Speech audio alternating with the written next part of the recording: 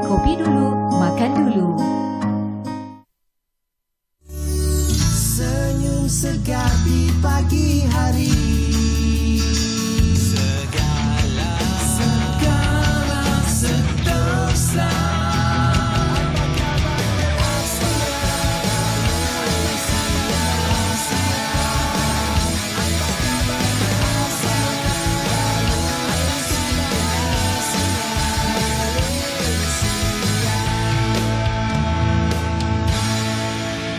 Baik, Assalamualaikum. Selamat pagi rakyat Malaysia. Hari yang cukup indah hari ini. Tadi tak hujan. Alhamdulillah. Alhamdulillah. Jalan pun lancar perjalanan daripada rumah saya ke Kuala Lumpur hari ini. Dan pagi ini pastinya kami akan bawakan ada pelbagai isu-isu menarik.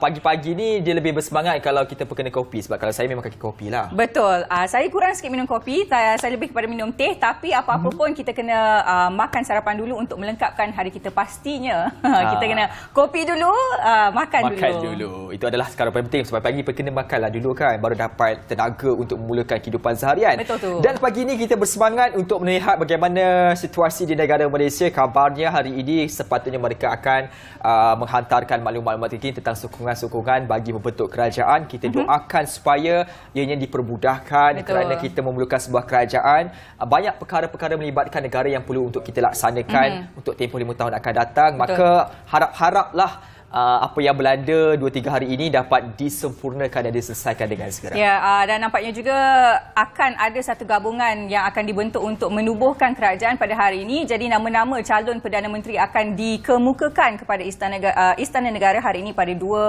pukul 2 petang Nanti 2 petang nanti. Nanti kita dapatkanlah laporan daripada wartawan kita yang akan ke sana. Betul. Semua di Bernama TV. Dan kita nak tinjau apa yang berlaku di dalam portal bernama.com. Ini tentang bagaimana aksi hebat bagi atlet tanah air negara, iaitu Aliyah yang baiki rekod Asia acara Tricks di Kejohanan Oceania 2022 di Australia. Ini memang cukup hebat. Saya pernah lihat beliau melakukan aksi tersebut. Kita mempunyai bakat-bakat hebat sebenarnya di negara kita ini, khususnya dalam sukan ini. Nak tahu, tanya juga ni sukan apa acara Tricks ni kan? Acara Tricks tentang atlet ski air negara. Betul. Nama yang tidak asing lagi sebenarnya dalam arena sukan air ini, Aliyah Yong dan juga adik beliau, Aiden Yong, memaklumkan mereka dimaklumkan oleh Konfederasi Oceania untuk bertanding dengan beberapa pemain ski terbaik di rantau ini di Max Kirwan Ski Park, Mulwala, New South Wales. Jadi Aliyah, saya terbelit lidah lah bagi ini.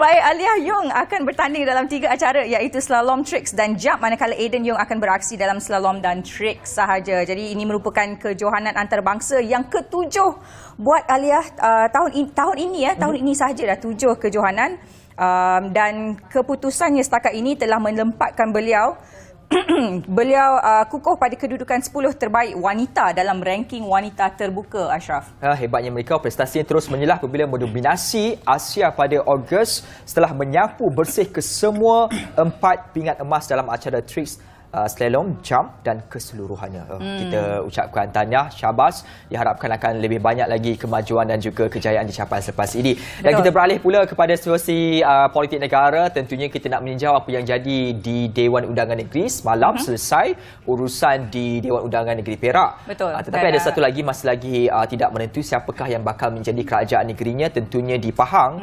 Dan untuk menyelesaikan perkara ini, bagi Parti Perikatan Nasional yang menang dengan jumlah 17 kerusi daripada 41 kursi, berbanding parti-parti lain seperti Barisan Nasional 16 kursi dan juga Pakatan Harapan 8 kursi. Hari ini Tuan Ibrahim, Tuan Mat akan mengetuai rundingan pembentukan kerajaan Pahang selepas mendapat mandat daripada Majlis Tertinggi Perikatan Nasional PN.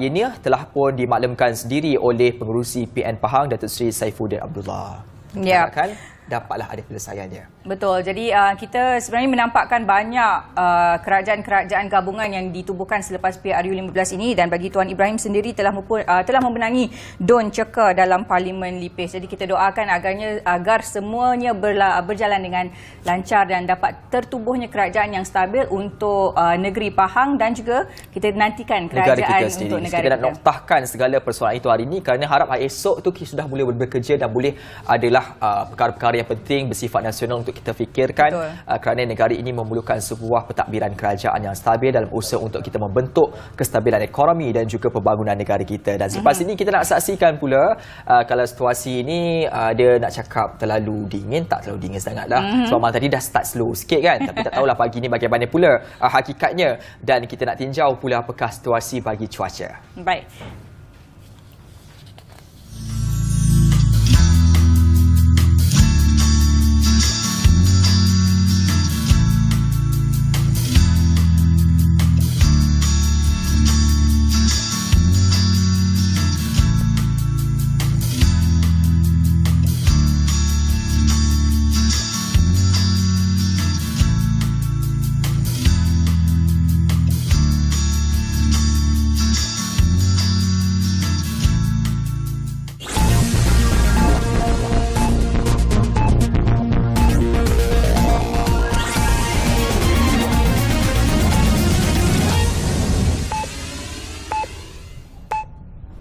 Assalamualaikum dan salam hormat. Anda bersama saya Nur Liana Zulkifli. PAS menafikan dakwaan setengah pihak bahawa PAS akan menggunakan kedudukan yang lebih dalam ketika dalam kerajaan untuk melaksanakan dasar-dasar yang menekan mana-mana pihak termasuk di Sabah dan Sarawak yang harmoni mengikut adat resam dan agama masing-masing. Setiausaha Agung Parti Islam se-Malaysia PAS, Datuk Seri Taqiyuddin Hassan dalam satu kenyataan berkata, PAS amat tegas dalam mematuhi prinsip tiada paksaan dalam beragama dan tidak akan memaksa seseorang yang bukan Islam untuk menganut Islam, melainkan atas kerelaan dan kefahaman mereka sendiri. Menurutnya, PAS sudah membuktikan ia menghormati kepelbagaian rakyat Malaysia setelah menunjukkan sifat keterbukaan dalam menjamin hak rakyat pelbagai kaum dan agama dalam pemerintahan yang diterajui oleh PAS di Kelantan lebih 30 tahun. PAS juga beri jaminan akan sentiasa mengamalkan konsep musyawarah dan perbincangan dengan semua rakan kongsinya dalam kerajaan yang telah dibuktikan semasa penyertaan PAS dalam kerajaan persekutuan selama 31 bulan sebelum ini. Perikatan Nasional tidak mahu berjumpa dengan Datuk Seri Sarani Mohamad dan tidak setuju untuk beri peranan kepada Barisan Nasional dalam pembentukan Kerajaan Negeri Perak adalah satu penipuan besar. Pengerusi Perikatan Nasional Negeri Perak, Datuk Seri Faizal Azumu menyangkal kenyataan Menteri Besar Perak itu sambil memaklumkan beliau telah bertemu Datuk Seri Sarani pada 20 November lalu di Kuala Lumpur. Datuk Seri Faizal turut memberitahu perjumpaan pada Ahad lepas itu turut dihadiri oleh Datuk Zainul Fadzi Paharudin dan mereka pun berunding mengenai kemungkinan kerjasama PN dan BN untuk menubuhkan kerajaan di Perak. Katanya pada perjumpaan tersebut Datuk Seri Sarani juga melahirkan hasrat untuk kekal dicadang sebagai Menteri Besar Perak. Datuk Seri Faizal menegaskan PN terbuka untuk bekerjasama, namun pihak Datuk Seri Sarani mahukan PN menawarkan jawatan-jawatan penting dalam kerajaan negeri. Menurutnya dalam kenyataan malam tadi, Datuk Seri Sarani bersama kepimpinan UMNO telah menyelamatkan jawatannya sebagai Menteri Besar sambil menipu perwakilan Perhimpunan Agung UMNO yang lalu dengan prinsip tidak mahu di-AP.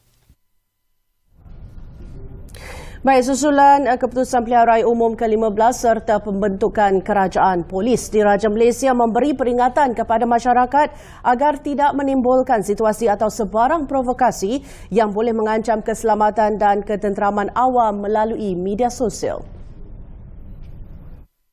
Ketua Polis Negara Tan Sri Akrisani Abdullah Sani berkata ini berikutan PDRM mengesan tindakan pengguna media sosial memuat naik kandungan yang menentuh sentimen perkauman atau keagamaan dan menghina institusi diraja. Dalam kenyataan, beliau memberitahu tindakan tegas di bawah Akta Suruhanjaya Komunikasi dan Multimedia 1998, Akta Hasutan serta Kanun Keseksaan akan diambil terhadap mana-mana pihak yang cuba menimbulkan situasi mengancam keselamatan dan ketenteraman awam. Baik, kita tinggalkan seketika polemik politik negara ke laporan ini. Seramai 1,251 mangsa banjir masih berlindung di Pusat Pemindahan Sementara PPS di 4 negeri setakat 8 malam tadi. Di Perak, 778 orang daripada 221 keluarga masih berada di 9 PPS, manakala beberapa jalan di daerah Kerian dan Perak Tengah sudah boleh dilalui semua kenderaan ringan. Di Selangor, Sekretariat Jawatankuasa Pengurusan Bencana Negeri melaporkan jumlah mangsa banjir berkurang kepada 400 orang berbanding 558 orang pagi semalam dan mereka ditempatkan di 9 PPS iaitu 4 di Kuala Selangor dan 5 di Kuala Langat. Jumlah mangsa banjir di Johor juga mencatatkan penurunan dengan 62 orang ditempatkan di 3 PPS. Di Melaka, 11 orang daripada 4 keluarga dari Kampung Pulau dan Kampung Belimbing masih berada di PPS Dewan Pejabat Jawatankuasa Pembangunan dan Penyelarasan Dewan Undangan Negeri Durian Tunggal berbanding 24 orang pagi Isnin. Baik, sekian dari Bilik Berita. Salam Keluarga Malaysia.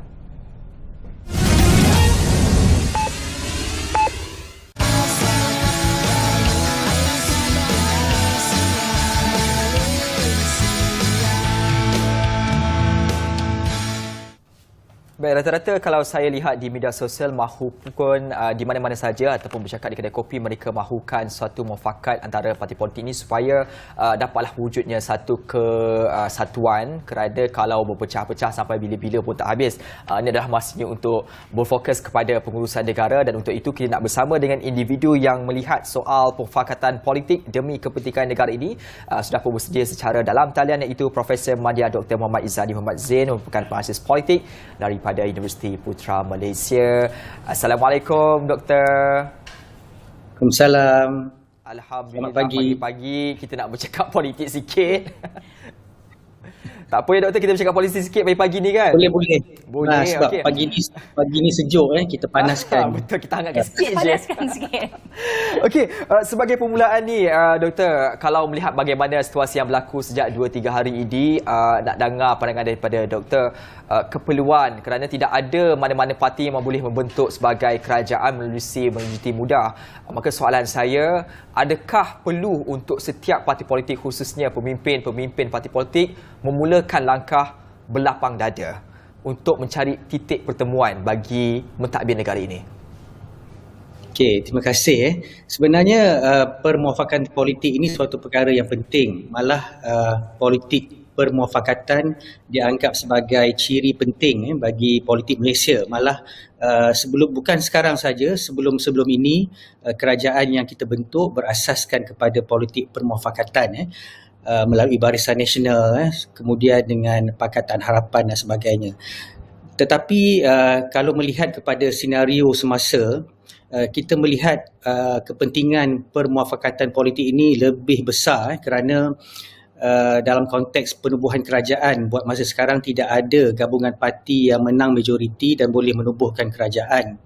Maka di sinilah permuafakatan politik ini sangat penting untuk penubuhan kerajaan lebih kukuh yang akhirnya dapat bekerja untuk rakyat.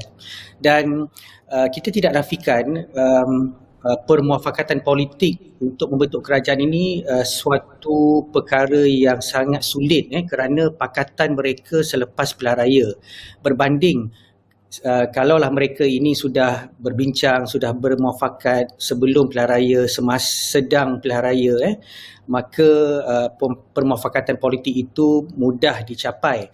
Tetapi ia berlaku selepas pilihan raya untuk membentuk kerajaan. Kerana setiap gabungan politik mempunyai aspirasi dan juga hala tuju yang berbeza, tetapi saya kira ini adalah masa yang terbaik bagaimana setiap gabungan parti politik, pemimpin politik melihat ke hadapan, melihat sesuatu melangkaui kepentingan parti politik.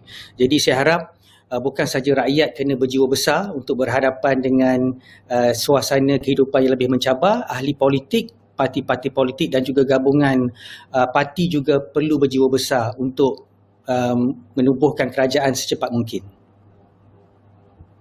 Kerana sebelum pilihan raya, kita boleh katakan rata-rata parti politik menggunakan sentimen politik kebencian kerana menolak antara satu sama lain dan dinyatakan dengan jelas malahan dibawa masuk di dalam dasar-dasar parti politik tersebut. Maka dalam konteks situasi semasa sekarang tak boleh kita nak lari dan juga kita elakkan. Apakah formula ataupun titik persamaan yang perlu untuk dicari oleh pemimpin parti politik ini supaya setidak-tidaknya ada satu kata sepakat yang dapat dilihat supaya masyarakat khususnya rakyat ini melihat betul lah, apa yang dilakukan ini adalah lebih baik daripada mereka terus berterusan bermusuh-musuhan.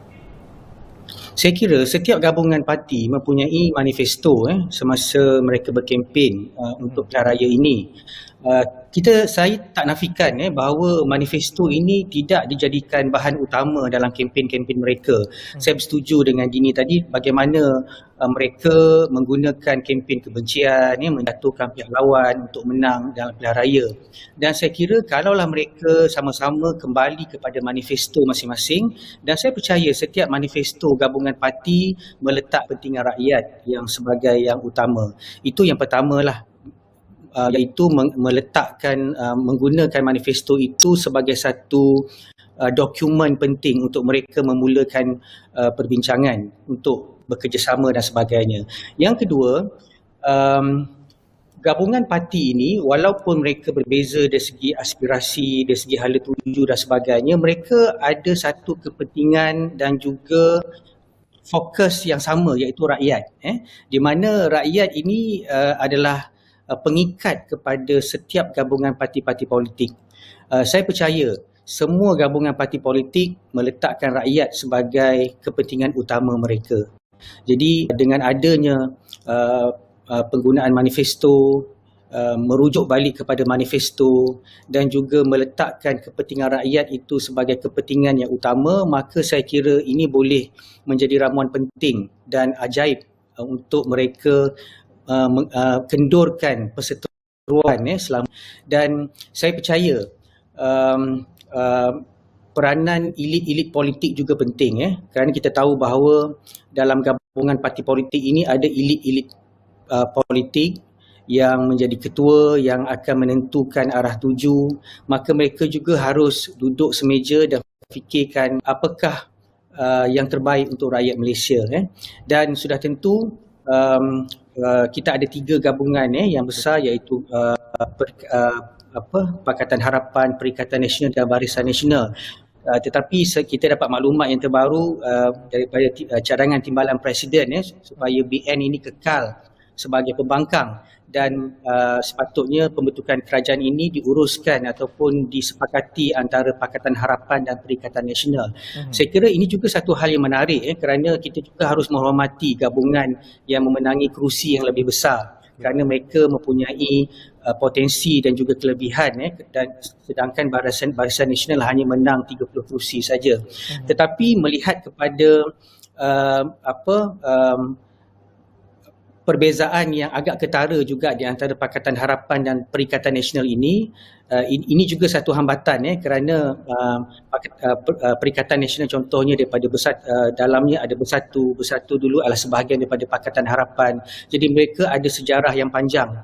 Jadi mungkin mereka boleh belajar daripada kesilapan kerajaan Pakatan Harapan bagaimana untuk mewujudkan kestabilan politik negara kita. Itu saya kira semua gabungan parti-parti politik harus belajar. Dan pada masa yang sama juga kepentingan gabungan di Sabah dan Sarawak juga penting. Saya membaca banyak analisis dan ada yang teruja dengan bagaimana PAS yang menang besar dalam pilihan raya yang lalu yang sepatutnya diberikan tempat yang lebih tinggi, tetapi pada masa yang sama masih lagi ada sentimen-sentimen dan stigma terhadap PAS ini.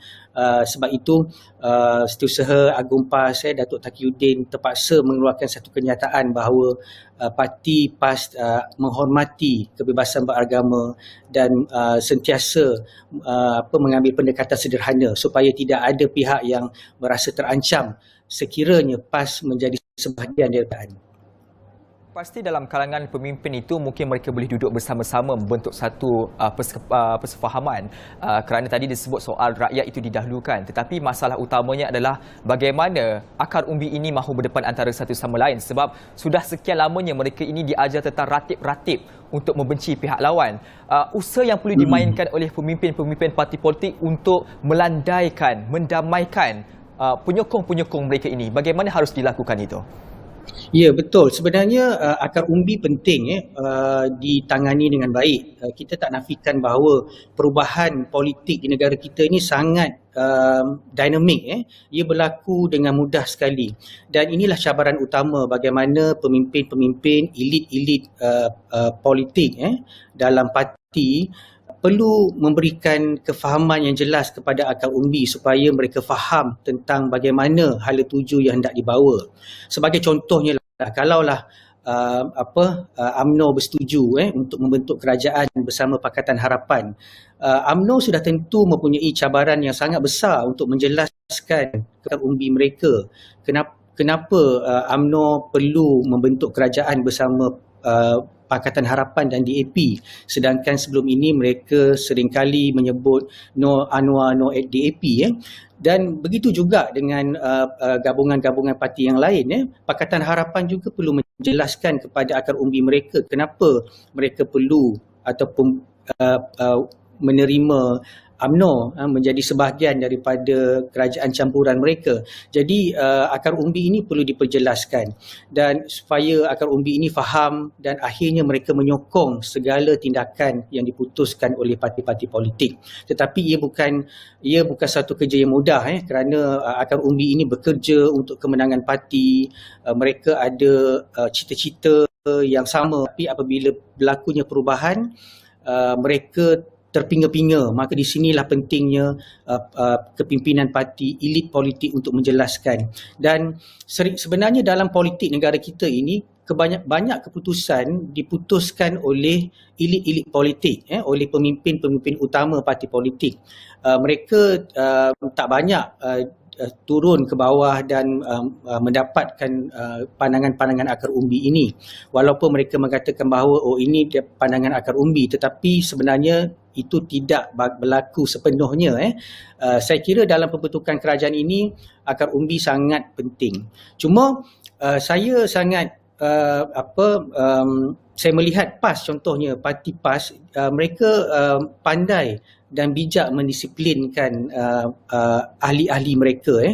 Kerana dalam pilihan raya yang lalu, pilihan raya yang ke-15 ini, kita dapat melihat PAS menang 49 kerusi. Parti yang paling tinggi memenangi jumlah kerusi parlimen, mengalahkan parti-parti lain. Tetapi kita tidak nampak tuntutan ataupun desakan-desakan yang daripada PAS, dan mereka pandai dan bijak menguruskan akar umbi.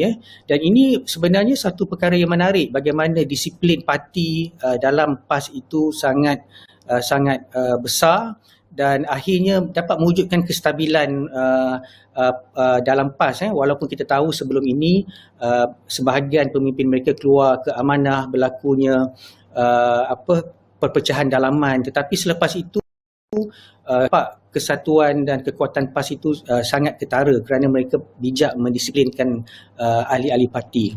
Dan ini juga cabaran bagi UMNO lah, kerana kita melihat semalam 50 ketua bahagian tidak bersetuju kalau UMNO bersama-sama Pakatan Harapan. Ini juga sangat besar kerana ketua-ketua bahagian ini mereka bersama akar umbi di bawah.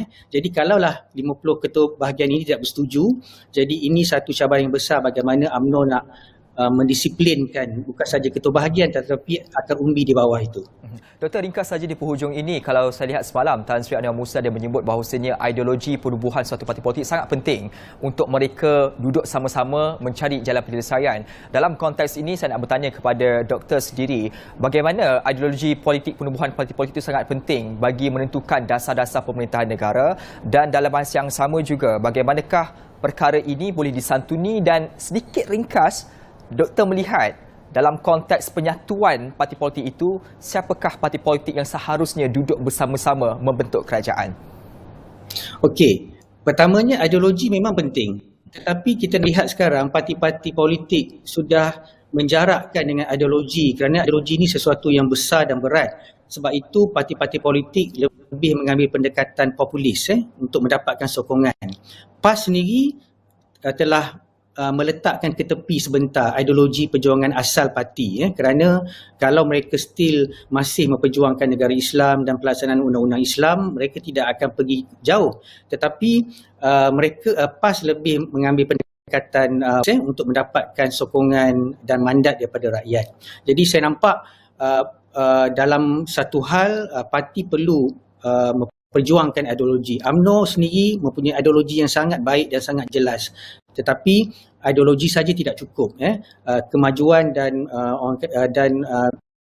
kemajuan juga perlu seiring dengan perubahan-perubahan yang patut berlaku dalam kalangan pemimpin dan juga ahli. Dan soalan kedua, saya kira gabungan parti yang sepatutnya bekerjasama ialah Pakatan Harapan dan Perikatan Nasional, kerana mereka ini adalah dua gabungan yang menang besar dalam pilihan raya. Tetapi walaupun sulit, mereka perlu bermuafakat untuk membentuk satu kesatuan dan membentuk kerajaan. Walaupun ramai yang mengatakan bahawa UMNO perlu berada dalam kerajaan dan sebagainya, tetapi saya fikir UMNO juga ada perkiraan yang penting. Kerana UMNO juga perlu ada kelangsungan. UMNO juga tidak mahu hanya dengan menyertai mana-mana kerajaan, akhirnya nanti UMNO tidak ada masa depan. Baik, satu kupasan cukup menarik. Kita harapkan akan ada penamatnya untuk hari ini dan setiap parti politik bermuafakat mencari titik persamaan bagi kepentingan negara. Terima kasih diucapkan kepada Profesor Madya Dr. Muhammad Izzani Muhammad Zain yang merupakan pengajar politik daripada Universiti Putra Malaysia. Selepas ini kita nak tinjau pula apakah yang berlaku di Sabah kerana ada sesuatu yang menarik. Ini tentang soal pelancongan. Melancong ni memang semua suka kan? Jom kita bergerak dahulu, kembali selepas ini.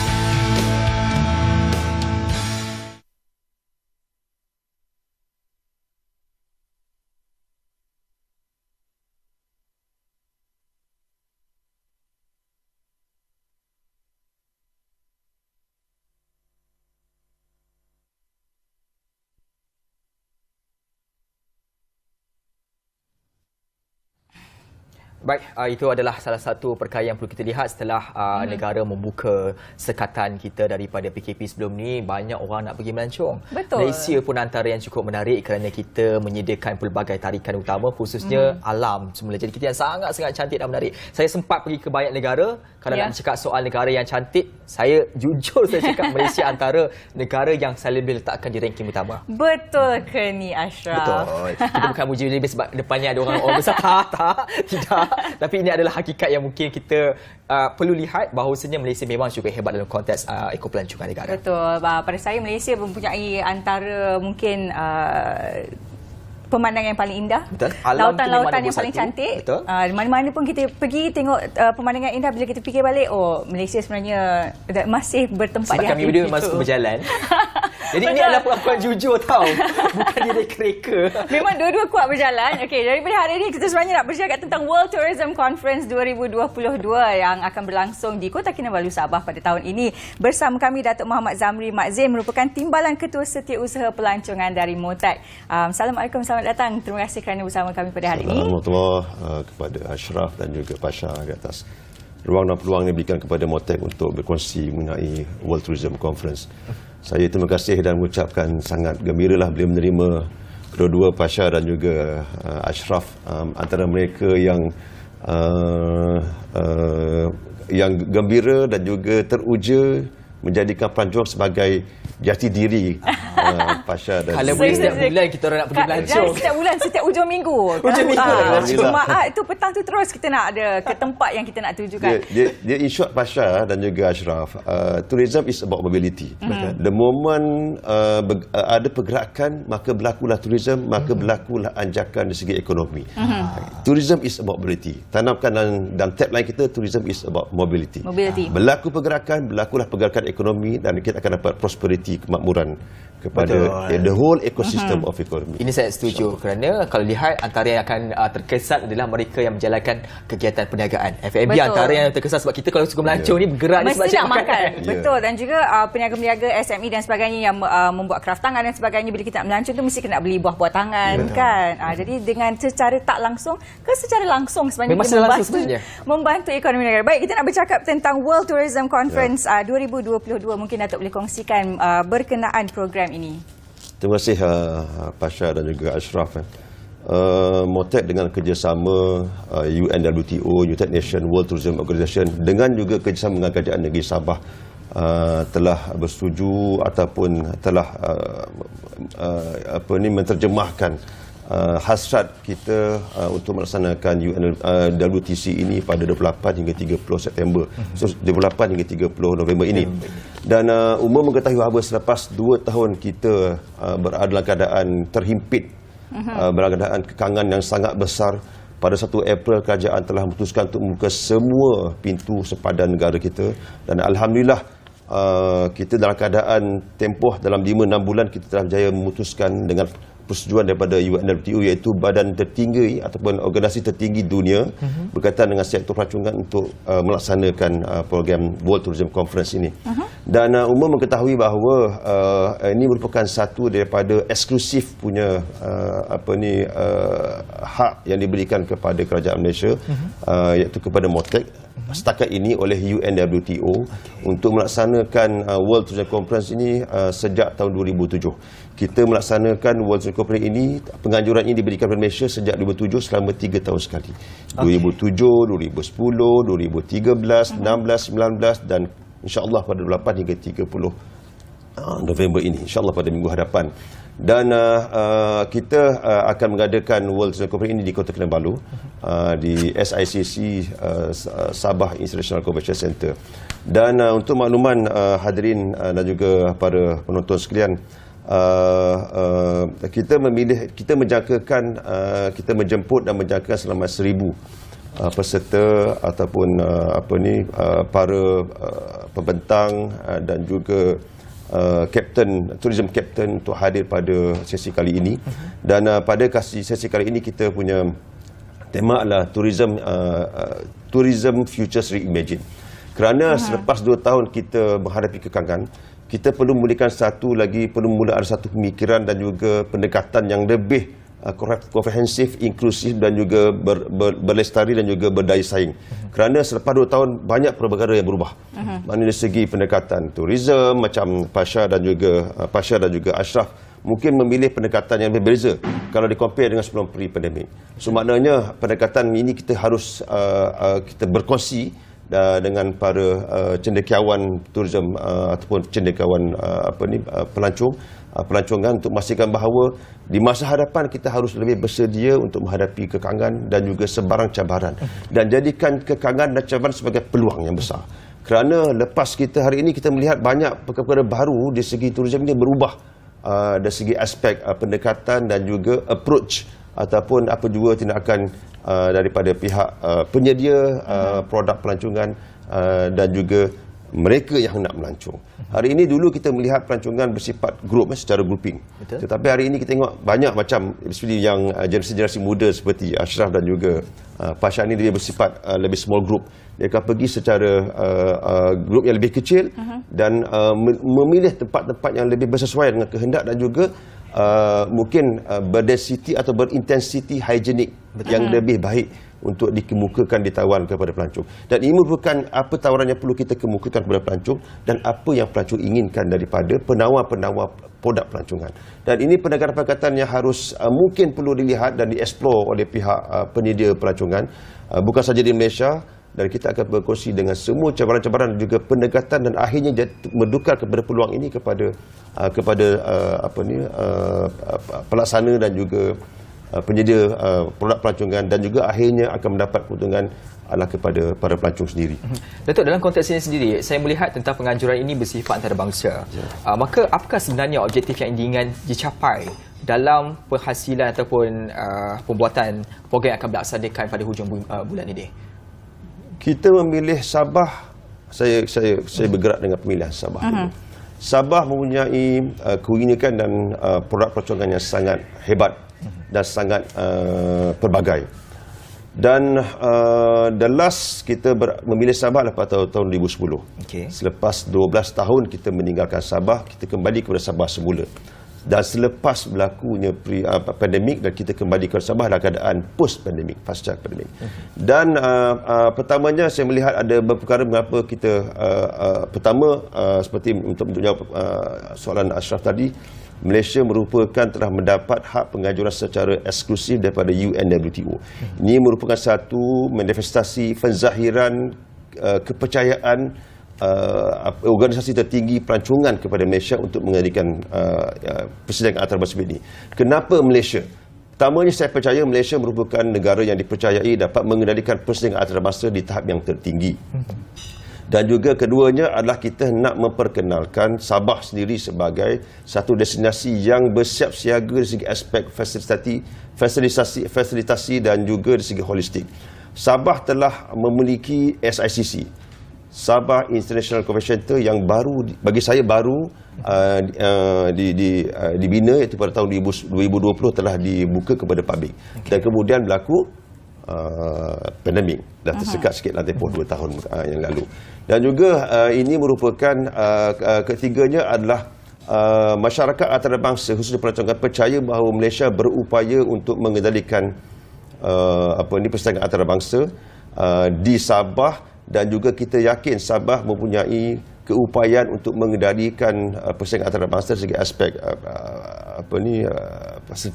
fasilitasi holistik dan sebagainya. Dari segi kemudahan prasarana dan sebagainya. Dan Sabah juga merupakan negeri yang mempunyai produk pelancongan yang sangat pelbagai dan kebudayaan yang sangat unik dan juga their own entity.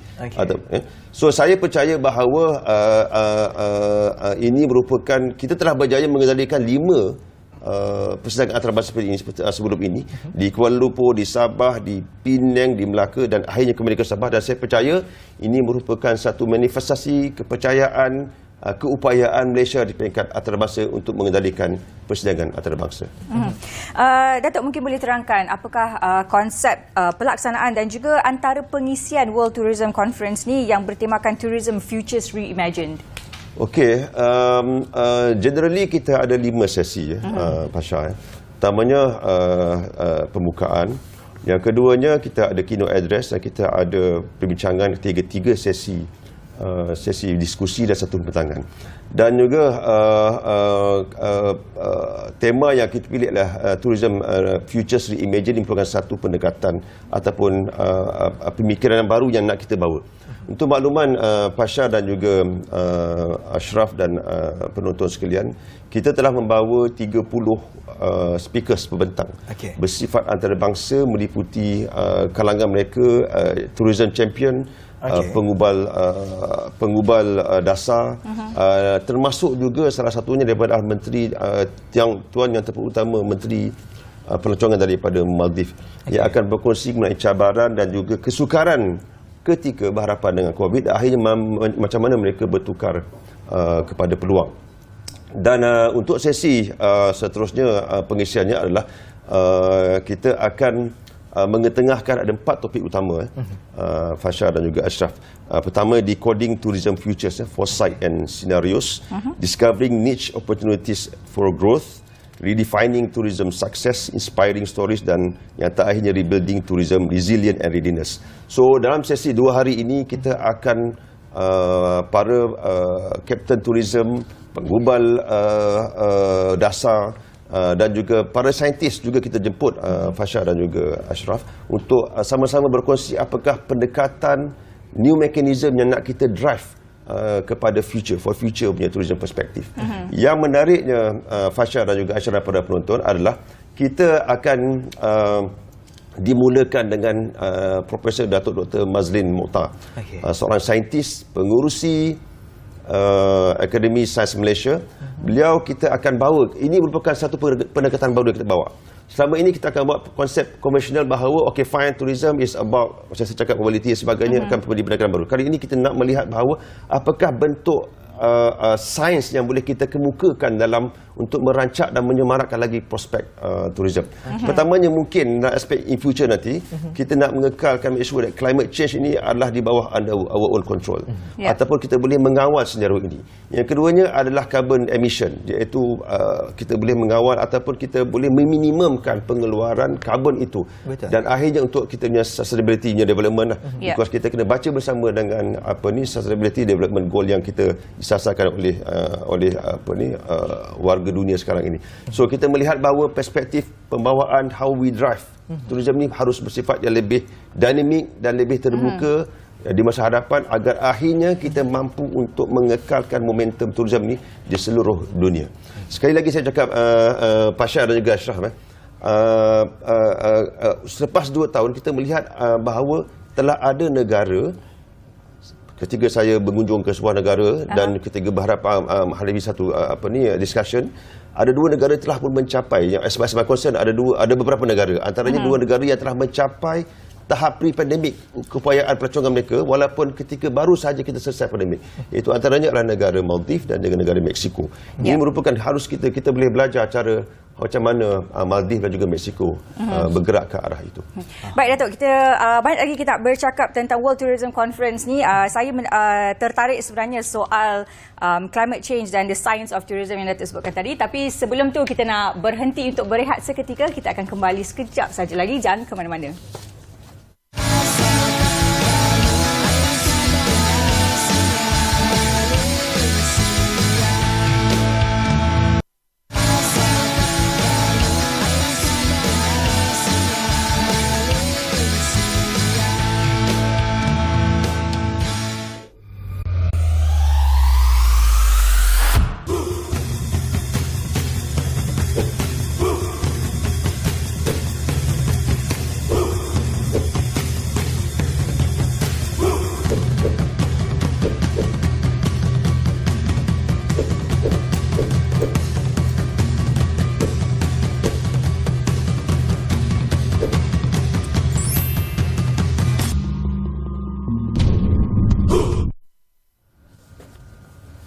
Baik, masih lagi bersama kami dalam Apa Khabar Malaysia dan bercakap tentang World Tourism Conference yang bertemakan Tourism Futures Reimagine. Jadi World Tourism Conference ni akan berlangsung 28 hingga 30 November di Kota Kinabalu, Sabah, dan bersama kami pada hari ini masih lagi bersama kami pada hari ini Datuk Muhammad Zamri Mat Zain, Timbalan Ketua Setiausaha Pelancongan dari MOTAC. Kita nak teruskan berkenaan World Tourism Conference ni. Mungkin Datuk boleh ceritakan kepada kami antara negara-negara yang akan terlibat dalam World Tourism Conference yang akan datang.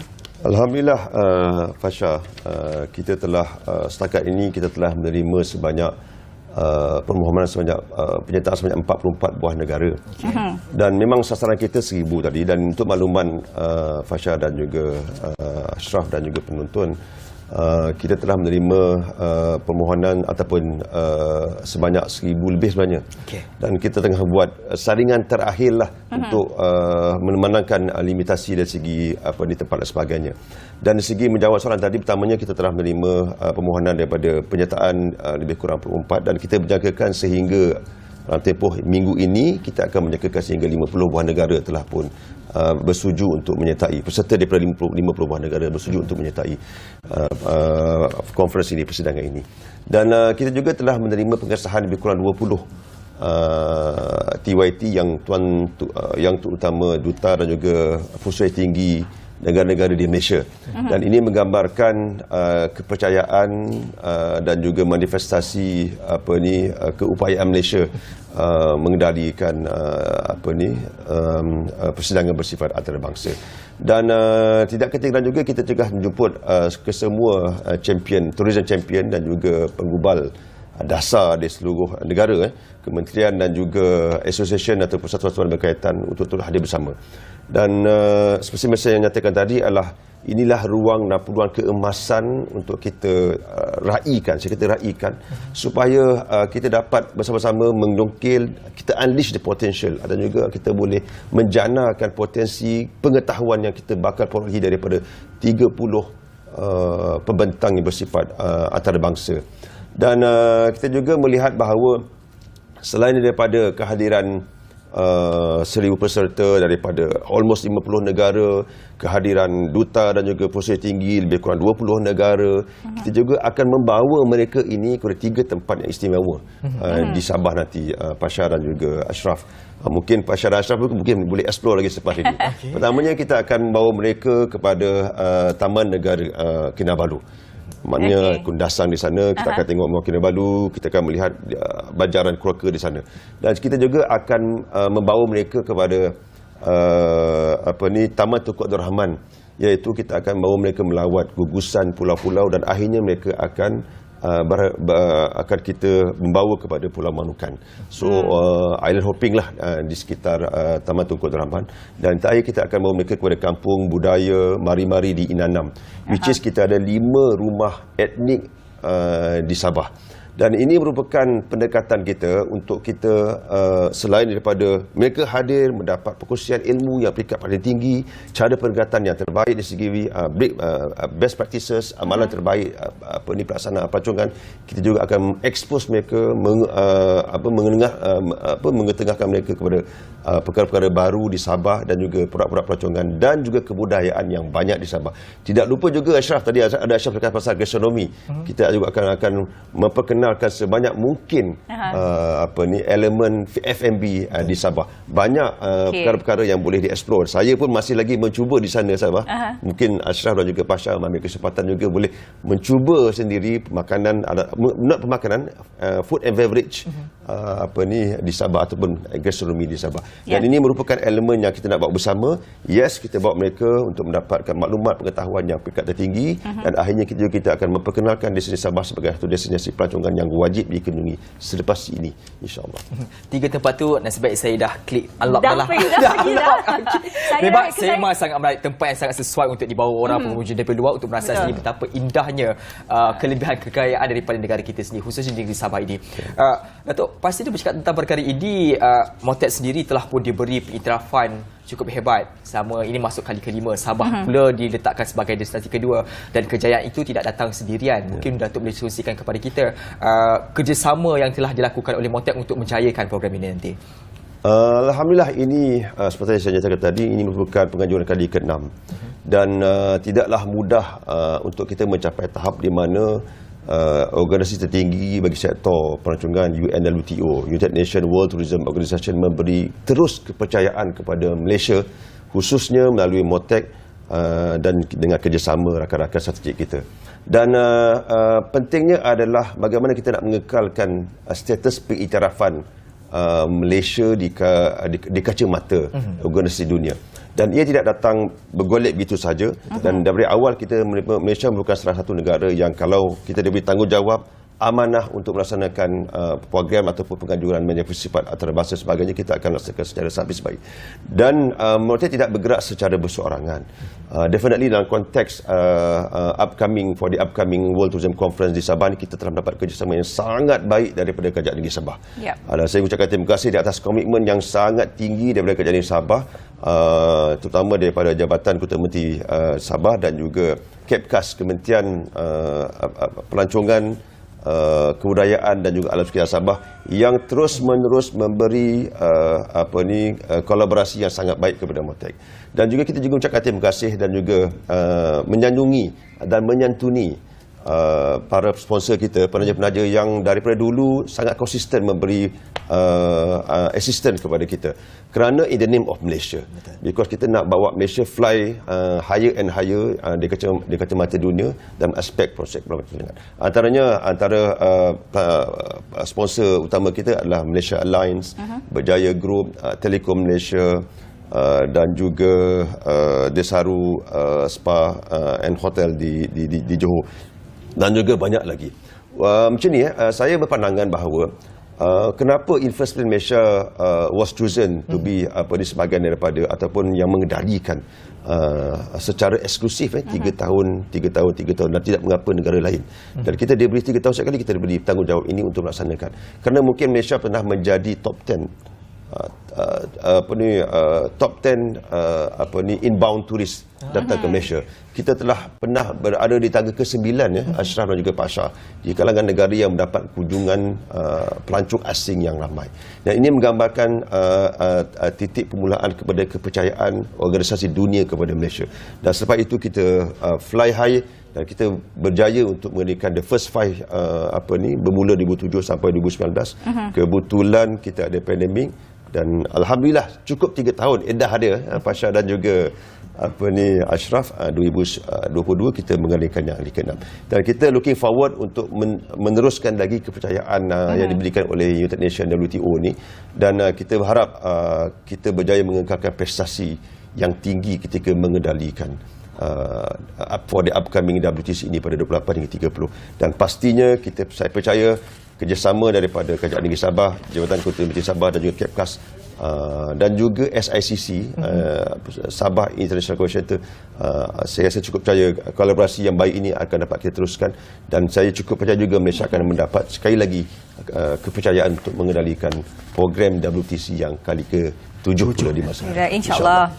Baik, itu dia tadi perkongsian daripada Datuk Muhammad Zamri Mat Zain, Timbalan Ketua Setiausaha Pelancongan dari MOTAC berkenaan World Tourism Conference yang akan berlangsung 28 hingga 30 November ini di Kota Kinabalu, Sabah. Diharapkan World Tourism Conference ini bukan sahaja dapat menggamit lagi lebih ramai pelancong ke negara Malaysia, tapi juga untuk kita sendirilah lebih explore negeri-negeri. Tadi kita sebut bahawasanya ia bukan hanya dirasai oleh satu pihak saja, tapi impak kepada negara secara keseluruhan yang dapat dirasai. Pergerakan mobiliti itu menjana kepada pergerakan ekonomi semasa juga. Sudah pun berakhir apa khabar Malaysia, dan kita tanya apa khabarnya Malaysia nanti, siapakah bakal menjadi kerajaan dan memegang jawatan selaku Perdana Menteri ke-10. Teka-teki itu kita harapkan petang ini akan ada jawapannya. Teruskan kesetiaan anda terus bersama dengan Bernama TV. Saya Dina Ashraf Salim. Saya Pasha Rahim. Jaga diri, jaga kesihatan semua. InsyaAllah kita berjumpa lagi di masa yang lain. Tinggal.